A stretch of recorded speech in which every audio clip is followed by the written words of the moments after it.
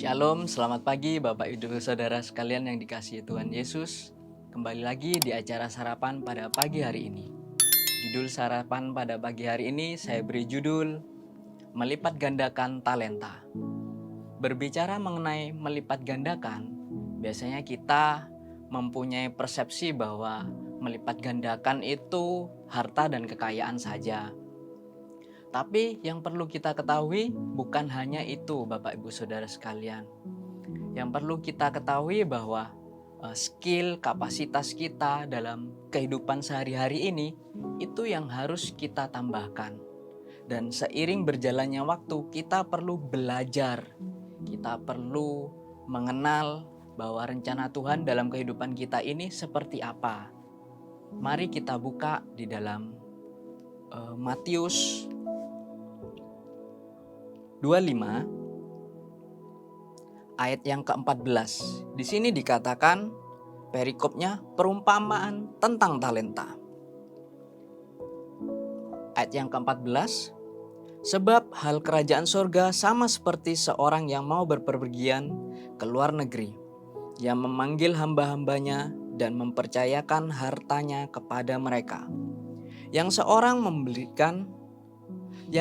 diberikan 5 talenta, yang seorang lagi 2, dan yang seorang lagi 1, masing-masing menurut kesanggupannya, lalu ia berangkat. Di sini dikisahkan bahwa ada seorang tuan memberikan talenta kepada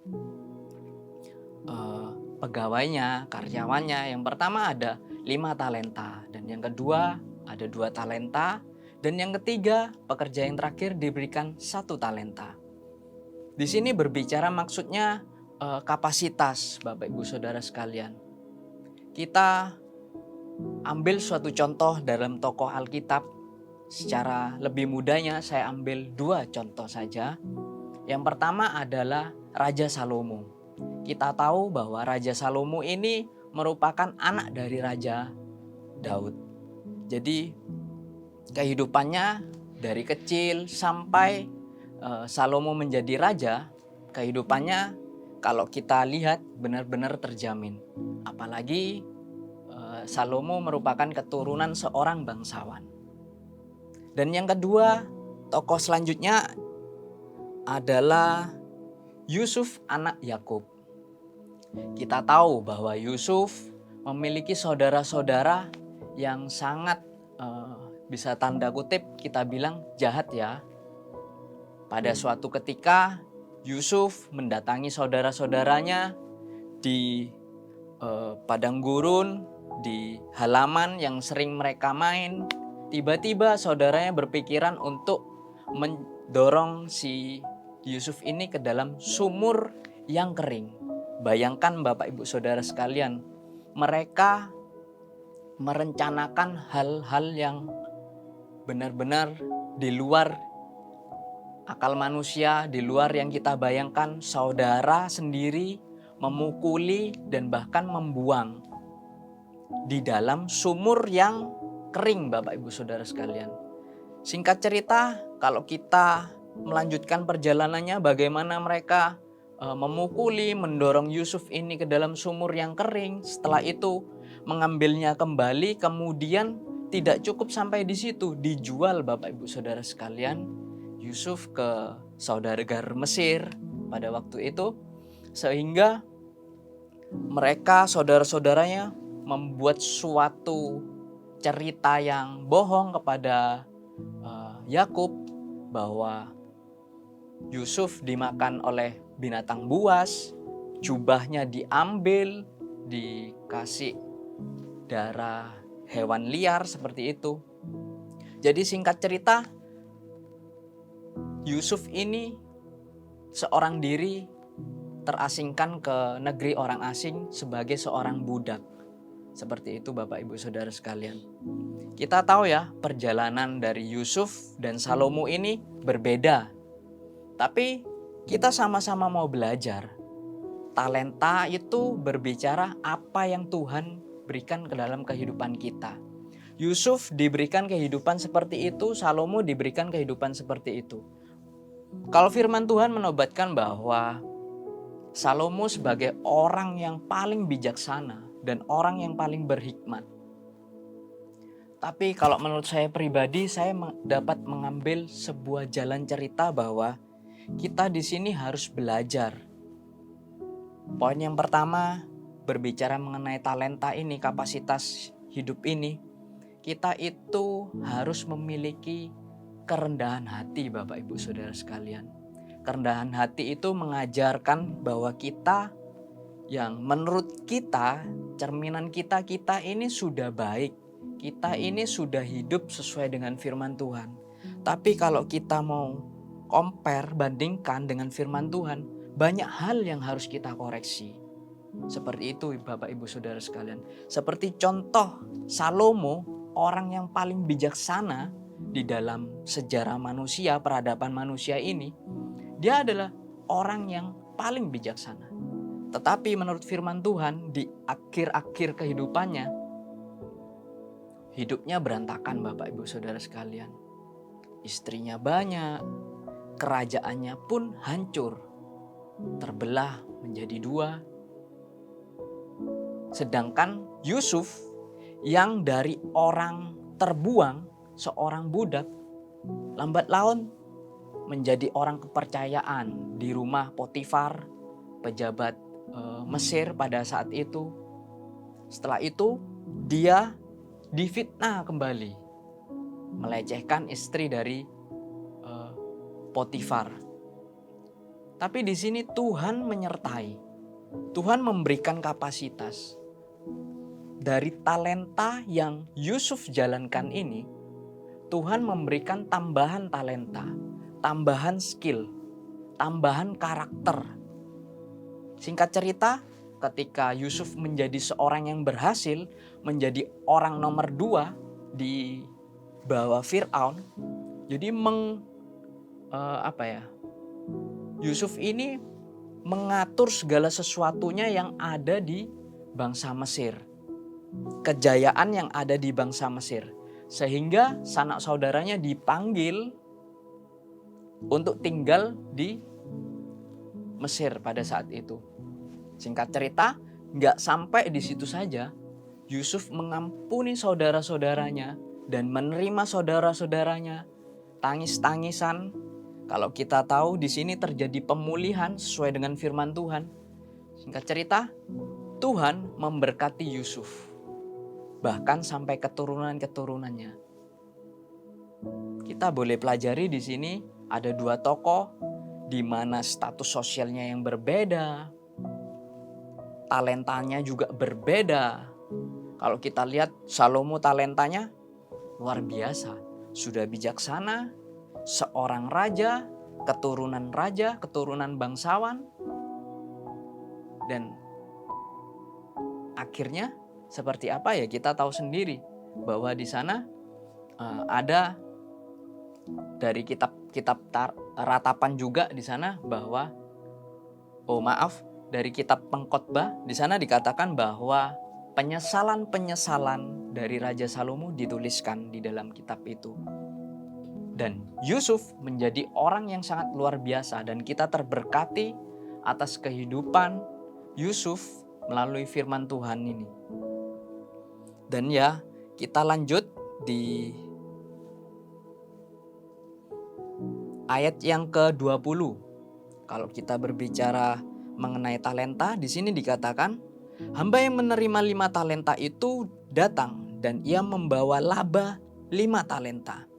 Di sini dikatakan bahwa hamba yang diberikan 5 talenta itu memberikan laba 5. Dan yang selanjutnya di ayatnya yang ke-21, maka kata tuannya itu kepadanya, baik sekali perbuatanmu itu, hai hambaku yang setia, yang baik dan setia.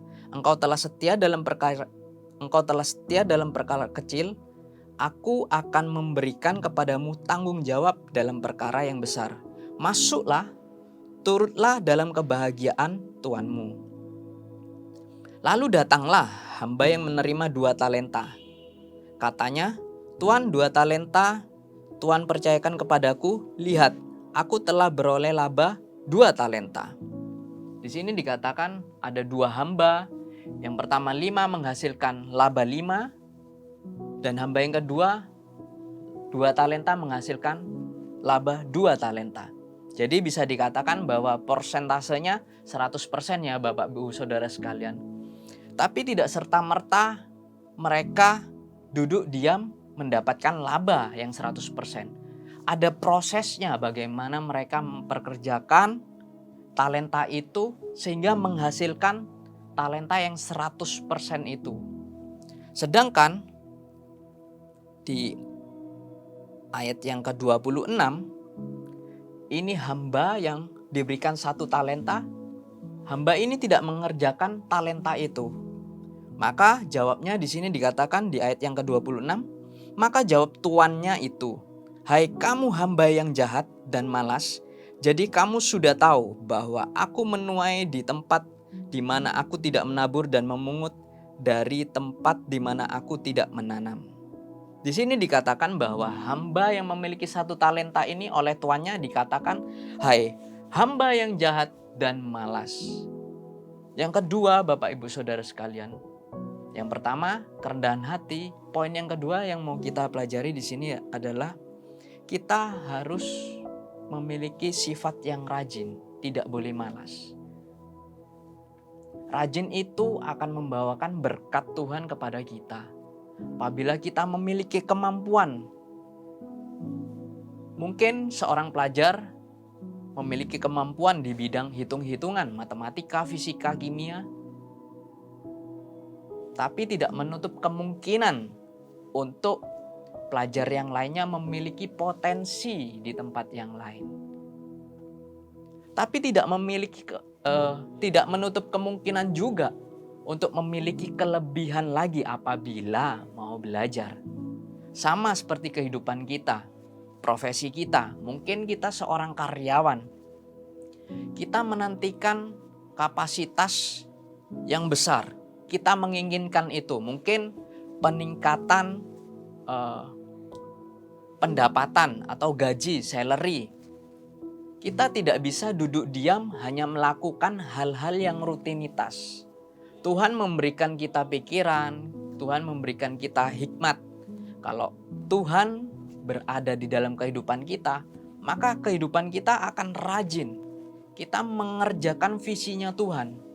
Kita memberkati Tuhan melalui pekerjaan kita. Maka Tuhan akan menambahkan hal-hal yang di luar dugaan kita. Talenta kita, skill kita akan ditambahkan.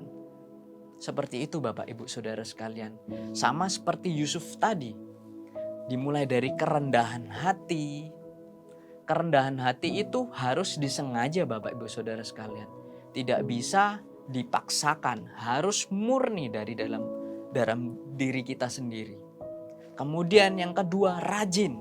Bagaimana Yusuf diangkat derajatnya menjadi kepercayaan Potifar, pejabat di Mesir pada saat itu. Jatuh lagi, dihukum di dalam penjara, kemudian naik di bawah tahta Fir'aun pada saat itu. Ya Bapak Ibu Saudara sekalian, kita belajar bahwa melipat gandakan talenta ini sangat dianjurkan oleh firman Tuhan supaya kita bisa memberkati orang-orang yang ada di sekitar kita. Melalui skill kita, kapasitas kehidupan kita, karakter kita. Untuk menggapainya perlu 2 yang kita lakukan. Yang pertama tadi rendah hati, dan yang kedua rajin dalam segala hal. Supaya kita bisa melipat gandakan talenta. Melipat gandakan talenta ini bukan berbicara masalah harta dan kekayaan.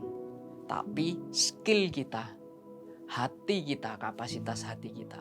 Supaya Tuhan memakai kehidupan kita dan dapat memberkati orang-orang yang ada di sekitar kita melalui kehidupan kita. Jelas ya Bapak Ibu Saudara sekalian? Ya, kiranya renungan pada hari ini dapat memberkati kita semua. Kita dapat menjalani sukacita setiap kehidupan kita. Apapun pergumulan kita, mari kita hadapi bersama Tuhan.